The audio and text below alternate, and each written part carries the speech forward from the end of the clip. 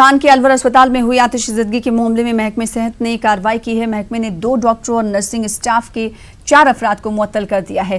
ख्याल रहे कि आतिशबाजी के नतीजे में एक बच्ची बुरी तरह झुलस गई थी, जिसके जयपुर के KJ केलोन अस्पताल में इलाज के दौरान उसकी मौत हो गई। जिस वक्त अस्पताल में आग लगी थी उस वक्त यूनिट में 15 बच्चे जेर इलाज थे।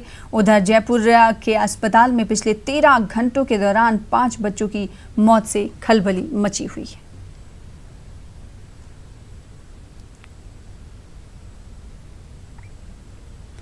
आगे बढ़ेंगे। आज पीएम मोदी 2 रोजा दौरे पर कर्नाटक जा रहे हैं, जहां वो श्री श्री शिव कुमार स्वामी जी के एक मेमोरियल म्यूजियम का संग बुनियाद रखेंगे।